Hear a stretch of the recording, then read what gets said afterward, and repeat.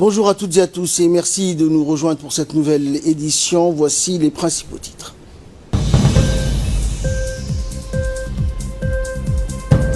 La République de Djibouti participe donc au 12e Jeux africains Rabat 2019 et le secrétaire d'État donc Hassan Mohamed Kamil a pris part à ces Jeux.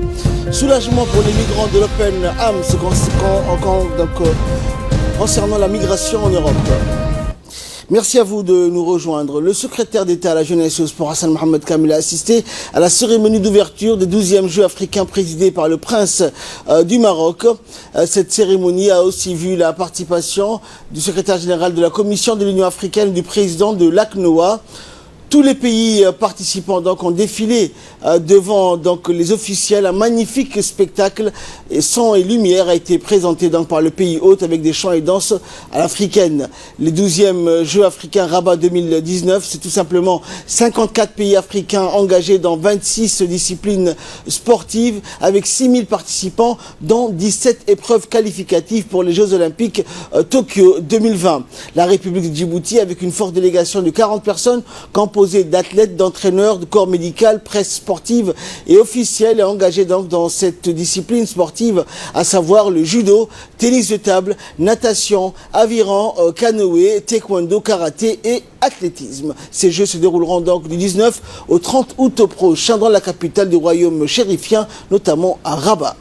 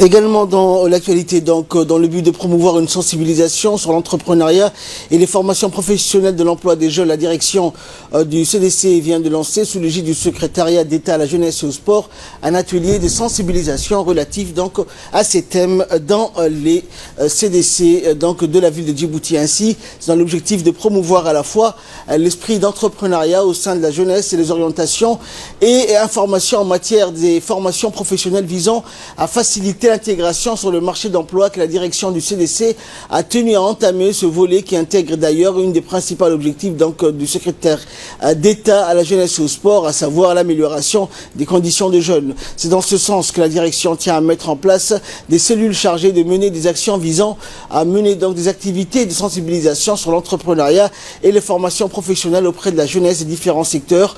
L'ensemble de ces cellules seront chargées de mieux éclairer donc sur les contours de l'entrepreneuriat et les différents domaines de formation professionnelle. Ces cellules seront en outre reliées et en contact avec le point Pôle emploi de PK12 qui sera à même d'encadrer ces activités reparties dans les différents centres de développement communautaire.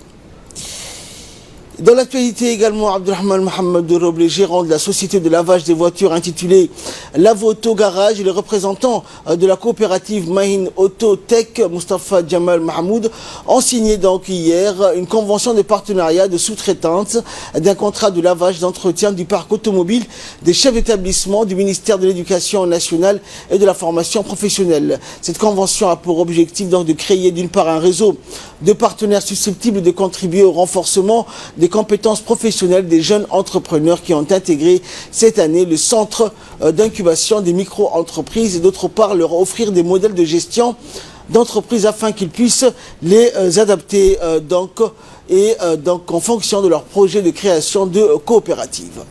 Centaines de véhicules seront lavés et nettoyés par l'entreprise Auto Garage qui va céder une partie de ses compétences à ces jeunes du CIM qui vont également développer leurs compétences dans ce domaine pour que demain ils puissent ouvrir leur propre garage, et c'est un partenariat exceptionnel. Nous remercions le ministre de l'Éducation nationale, Mustafa Mohamed Mahmoud, par le fait qu'il pense toujours à mettre les jeunes dans des situations réelles pour les accompagner.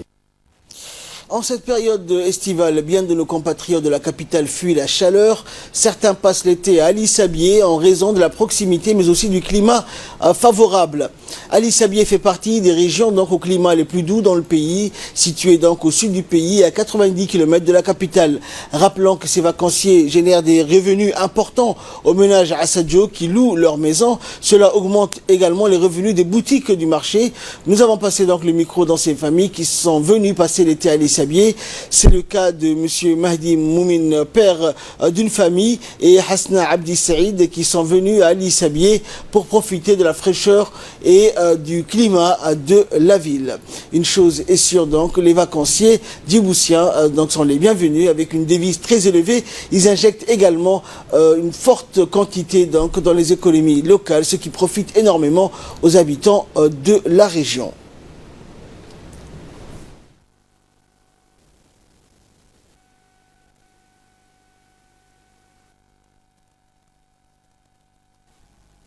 waa sanadkii labaad weeyaan sanadkii hore aan miday meesha waan khushuucay jawiga khushuucay qabowga khushuucay cimrideeda khushuucay intaayo dhan ma jeclaaday meesha waxaan arkay hadana hilibka geelana waan ku bartay ali sabiix gobolka waxaan ku bartay hilibka geelan ku bartay waayo hilibka geela iyo hilibka ariga uma meesha lagu cunaa marka qiimaha ay nagu yar dalciyaan wuxuu la raacal sabiixow Djibuuti lacag bisitaan Djibuuti Washington Post kama imanne Djibuuti Post ba ka yimaadeen Djibuuti Post bay ka yimaadeen marka in loo dhibriyo oo loo naxariista wanaagsan laakiin waxa leeyahay nimanka tujaarta reer Ali Sabiix waa isku tashada oo jeebkiina ku noqdo oo war aqalada biiriya aqalada adma dadka ku ciirinaysan aqalada badiya wallahi aad iyo aad buu fiicay jawiga aad iyo aad buu qurux badan yahay wallahi waan ka helnayba waa de ونعجبي جبوتي kuleelkeedii iyo de ma aragtay ciyaalkeedii way ku gubteen halkan baan noo dhaantay jawiga Cali Sabiix bandaradii oo dhankii hawadii dixdii ku sugan waan iska dalxiisnaa ciyaalka dixaa baan dhulka baan u shirshirgeynaa ilaa iyo dabada cusub dhulka baan iskaga shirshirtegnaa qabowna waan ku haynaa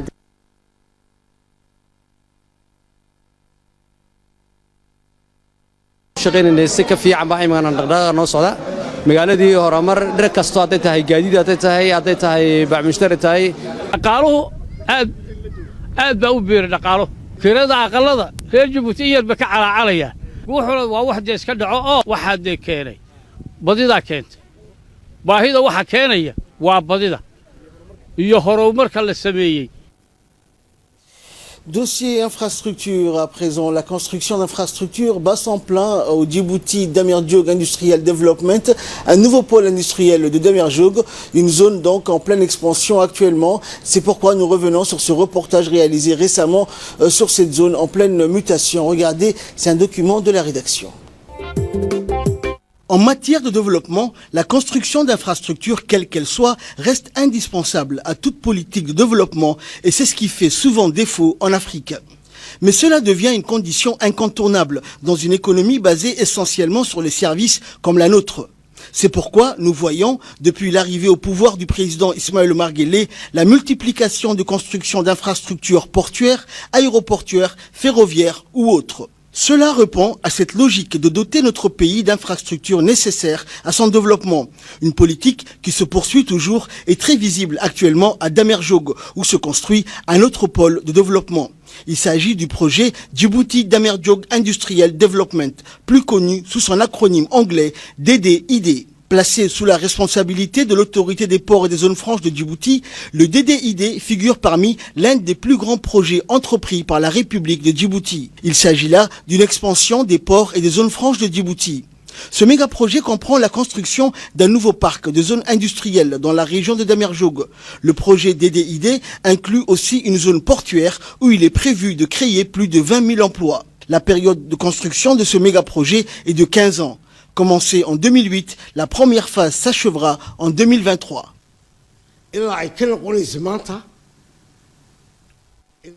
Aujourd'hui, la région de Damerjog s'agrandit, comme vous l'avez constaté, et qui a une extension des ports et qui aura plusieurs fonctions. La région s'industrialise et cela témoigne des efforts du gouvernement d'aujourd'hui, de la région, en synergie avec l'évolution du monde. La région de Damerjog, qui accueillera ce grand projet et qui en abrite plusieurs autres, joue un rôle important dans le développement économique de cette région de par son emplacement. Damerjog, qui se situe à une trentaine de kilomètres de la capitale, constitue ainsi un Eldorado pour les secteurs privés qui veulent tous s'installer dans cette sous-préfecture. Mais cette sous-préfecture accueille déjà plusieurs structures et des sociétés mises en place par le gouvernement ou par des investisseurs privés. En effet, nous avons à Nagad la gare, la société Prime Project, l'ISA ou Institute School of Africa, le refuge des camps pour les amoureux de la vie animalière, la China Free Zone, plusieurs infrastructures portuaires, le centre de quarantaine et sanitaire de bétail à Damerjog, la société Djibah, spécialisée dans l'exploitation des fruits de mer et qui ouvrira ses portes très prochainement pour ne citer que cela. Concernant le village de Damerjog, il existe depuis 1962, au moment où fut construite la première école primaire de la sous-préfecture. Aujourd'hui, la sous-préfecture de Damerjog compte 10 000 habitants, dont environ 4 000 vivent dans le village de Damerjog. 12 localités dépendent administrativement de cette sous-préfecture. Toutes les structures nécessaires de base sont également présentes dans le chef-lieu de la sous-préfecture, comme le Damerjog Marketplace ou le marché de Damerjog, plusieurs quartiers bien structurés, un poste de santé, une brigade de la gendarmerie nationale, une école primaire, un camp militaire des forces armées djiboutiennes, un CEM ou collège d'enseignement moyen qui existe depuis 1998 et un centre de formation professionnelle ou CFPD. Il fut un temps où la région n'a cessé de s'agrandir. En 1968, il y avait la première infirmerie militaire, puis un grand hôpital avec plus de 14 lits. C'est avec le temps que cette région s'est agrandie, comme vous pouvez le constater. Ainsi, Damerjog reste la terre promise des Djiboutiens. Tout Djibouti, en effet, voudrait s'implanter dans cette sous-préfecture et y posséder son lopin de terre, d'où le développement à vue d'œil de cette région qui sera amené à jouer dans les années à venir un rôle de nouveau pôle de développement économique et industriel du pays. Et enfin, donc, page nécrologie pour clore, c'est l'actualité nationale, pardon. Un communiqué donc qui nous parvient de l'ambassade de Djibouti à Paris. L'ambassadeur donc Ayed Moussaïd Yahya présente donc ses plus sincères condoléances au défunt donc Amin Ahmed Boulale, ancien diplomate donc en poste à l'ambassade de la République de Djibouti à Paris et dernièrement en poste au Caire, donc décès survenu le mardi 20 août. Et l'ensemble du personnel diplomatique et local de cette mission donc présente leurs condoléances les plus attristées à la famille et aux proches du défunt donc Ahmed Boulale et donc Amin Ahmed Boulale présentent tous leurs condoléances à la famille et aux proches et prient le Tout-Puissant d'accueillir le défunt dans son paradis éternel. Inna lillahi wa inna ilayhi raji'un. En nouvelles du monde à présent, attaque au Burkina, une nouvelle bilan fait état de 24 morts selon l'armée. L'attaque djihadiste contre une base militaire dans le nord du Burkina Faso a fait 24 morts et 7 blessés selon un nouveau bilan fourni mardi par l'état-major de l'armée burkinabé dans un communiqué qui fait aussi état de 5 disparus.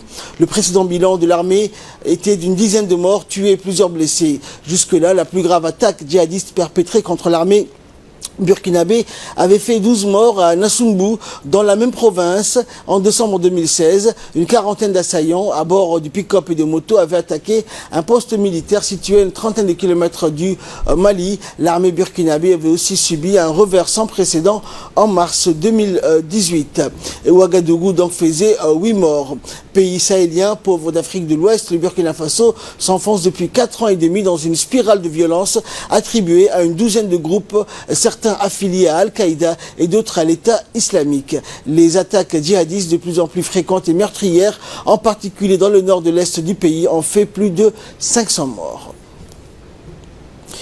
Italie, la fin du gouvernement Conte, le Premier ministre italien arrivant dans la nuit au palais du Quirinal, tout un symbole, l'épilogue d'un gouvernement populiste qui n'aura duré que 14 mois. Hier, Giuseppe Conte a officiellement présenté sa démission au président Sergio Mattarella, qu'il a aussitôt accepté et l'a chargé d'expédier les affaires courantes le temps qu'un nouveau gouvernement soit constitué. Le président Mattarella entame aujourd'hui les consultations avec les différents partis politiques dans l'espoir de trouver une majorité. Parmi les hypothèses avancées, celle d'une alliance entre le mouvement 5 étoiles et le Parti démocrate sous la houlette d'un certain Giuseppe Conte. Et enfin, après 6 jours de surplace et 19 jours passés sur l'Open Arms, le soulagement, l'attente leur a semblé interminable. Après 19 jours passés à bord du navire humanitaire Open Arms, dans 6 jours de surplace, à quelques encablures de l'île italienne de Lampedusa, les migrants ont enfin pu débarquer la nuit dernière. La joie et le soulagement ont éclaté dans le port. Le chant de révolte des partisans italiens, Bella Ciao, a résonné.